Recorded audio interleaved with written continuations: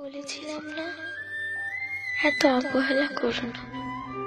কখন হারিয়ে ফেলবে আমায় নিজেও জানতে পারবে না।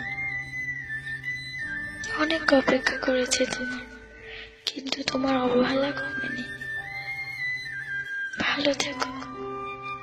ভয় নেই, সম্পর্কের দোহাই দেব না, কোনো জোরও করবো না। ইচ্ছে হলে SMS দিও, না হলে না দিও। তবে আগের মতো হয়তো আমাকে আর পাবে না। সবকিছু বাদ দিয়ে তোমায় নিয়েই ভাবব। কিন্তু অবহেলার মাত্রা এত পরিমাণ হয়ে গেছে যে অসীম ভালোবাসা হারিয়ে ফেললাম। ভালো থেকো। বেশি খারাপ লাগলেই চলে যেতে পারো, আটকে রাখবো না। অবশ্য এখন আমার থাকা না থাকাতে তোমার কিচ্ছু যায় আসে না। তবে মনে রেখো, আমার এই চেঞ্জের জন্য তুমি দায়ী।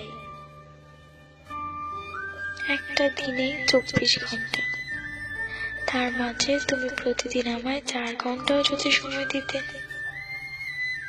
আমার কষ্ট লাগতো না। আরে আমি তো 4 মিনিটেও খুশি থাকতাম, তাও তোমার কাছে ছিল না। ভালোবাসার মানুষটির কাছে সব থেকে ভালো লাগার মুহূর্ত কি জানো? যখন তার ভালোবাসার মানুষটি তার সাথে থাকে, কিংবা তাকে দূর থেকেও একটু সময় দেয়। আমি হয়তো নিজেকে অনেকটা পরিবর্তন করেছিলাম শুধু তোমার ভালোবাসার দিকে তাকিয়ে, কিন্তু সেই ভালোবাসা যে এত তাড়াতাড়ি কমে যাবে বুঝতে পারিনি। ঘন্টার পর ঘন্টা SMS কিংবা কল দিতে বলি না, সপ্তাহে কিংবা মাসে একবার দেখাও করতে চাই না। শুধু চাই যখন তোমায় মনে পড়বে বুঝতে পারবো তুমি আছো।